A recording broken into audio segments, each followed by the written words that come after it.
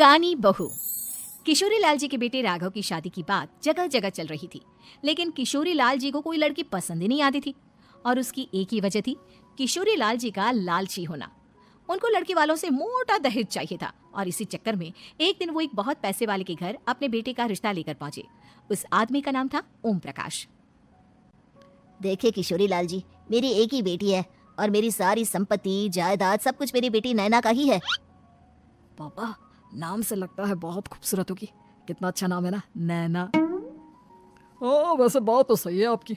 अब इतना पैसा है, जमीन जायदाद है, इकलौती बेटी, आप भी क्या करेंगे? सब कुछ उसे ही देंगे ना। बिल्कुल ठीक पहचाना आपने। बस बेटी की शादी और सारी जायदाद उसके नाम। पापा, बिना देखे हाँ कर दीजिए ना। इतना अच्छा रिश्ता फिर कहाँ मिलेगा? माला माल हो जाएंगे हम। मैं अपनी बेटी को बुलाता हूँ। अरे नहीं नहीं नहीं नहीं, आपकी बेटी का नाम नैना है, सुनकर ही लगता है बहुत सुंदर होगी। रहने दीजिए अंकल, मैं तो आपकी बेटी के नाम से इतना खुश हो गया हूँ कि उसे बिना देखे शादी करने को तैयार हूँ। अब तो मैं उसका चेहरा सीधे शादी के बाद ही देखूंगा। और इस तरह राघव नैना का चेहरा नहीं देखता और उससे शादी कर लेता है।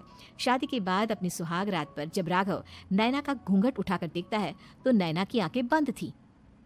कितनी खूबसूरत हो तुम नैना, जरा अपनी आंखें खोलकर मेरी तरफ देखो तो सही। नहीं, मुझे शर्म आती है। अरे मैंने तुम्हें शादी से पहले भी नहीं देखा, और अब अगर तुम आंखें खोलकर मुझे देखोगी भी नहीं तो मुझे अच्छा कैसे लगेगा?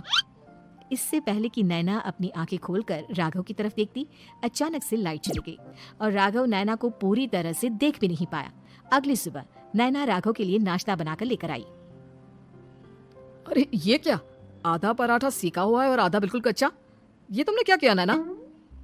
बहू, तुमने क्या आधा पराठा तवे से नीचे लटका कर रखा था जो आधा सिका है और आधा कच्चा?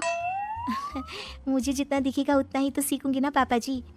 जहाँ जहाँ मुझे नजर आ रहा था वहाँ मैंने सीख लिया, और जहाँ जहाँ नहीं दिखा वहाँ कच्चा रह गया होगा। इसका क्या मतलब है? ये कैसा मजाक कर रही है तुम? अरे बहू, तुमने इतना लंबा घूंघट क्यों लगाया हुआ है? देखो, हमारे घर में बहुओं को बेटी की तरह रखा जाता है, और फिर तुम तो इतना सारा माल लेकर आई हो।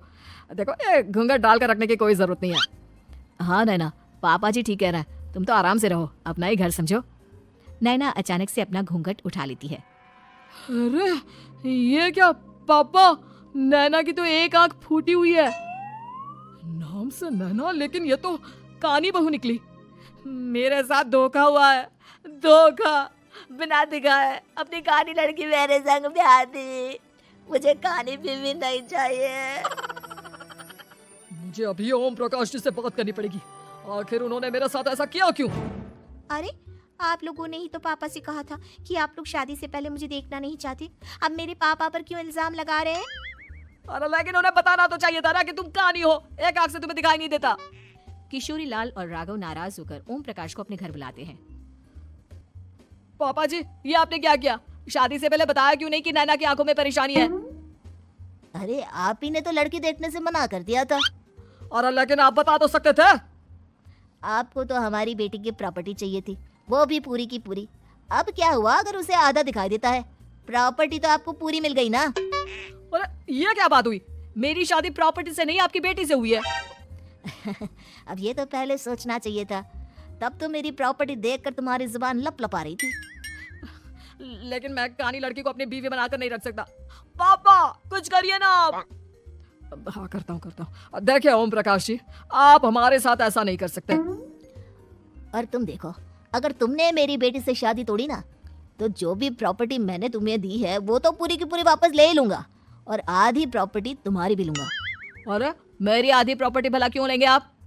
इसलिए क्योंकि मेरी बेटी को आधा नजर आता है और उसकी नजर अभी तक तुम्हारी आधी जायदाद पर ही पड़ी है।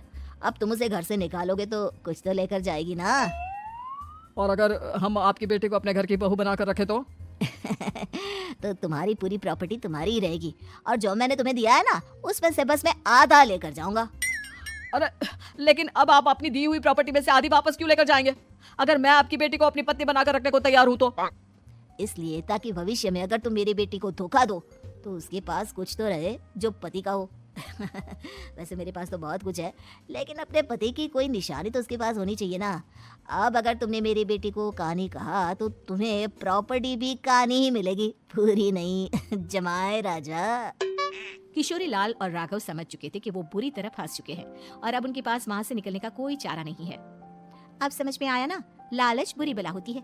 एक तो तुम्हें प्रॉपर्टी मिली, ऊपर से बीवी मिली, उसमें तुम्हें नखरे भी दिखाने हैं। आए बड़ी, चुपचाप बैठो तुम। कुछ दिनों के बाद नैना राघव की कार लेकर बाजार घूमने निकलती है और जब कार लेकर वापस आती है, ये क्या, एक तरफ से मेरी गाड़ी पूरी खराब हो चुकी है। लगता है तुमने मेरी गाड़ी को किसी दूसरी गाड़ी के साथ एक्सीडेंट किया है। अरे अरे, कितना बड़ा नुकसान कर दिया तुमने बहू। वो क्या है ना पापा जी, मुझे एक आंख से दिखाई नहीं दे रहा था, सामने से गाड़ी आ रही थी। मुझे तो सिर्फ आधा ही दिखाई दिया और वो गाड़ी मेरी कार से रगड़ते हुए निकल गई। अब मैं क्या करूं बताओ? अब इसे ठीक कराने के पैसे कौन देगा, तुम्हारे पापा? तुमने मुझसे इस तरह से बात की? अभी रुको। नैना राघव की शिकायत ओम प्रकाश को कर देती है। देखो राघव, अब जो मेरी आधी प्रॉपर्टी तुम्हारे पास थी ना, उसमें से आधी और मैं लेकर जाऊंगा, क्योंकि तुमने मेरी बेटी को डांटा। अरे नहीं पापा जी, गलती हो गई, माफ कर दो। गलती की तो कोई गुंजाइश ही नहीं। अगली बार मेरी बेटी को डांटा तो बची हुई आधी में से आधी और ले जाऊंगा। लालच के चक्कर में हम दोनों ने बहुत बड़ी गलती कर दी बेटा। एक तो तुम्हें कानी बहू मिली और ऊपर से जो माल मिला वो भी काना। इस तरह राघव की हर एक गलती पर ओम प्रकाश उसकी प्रॉपर्टी का आधा आधा हिस्सा लेकर अपना सारा माल वापस ले गया और राघव को कानी बीवी से काम चलाना पड़ा। भाई लालच वाकई में बुरी बला है।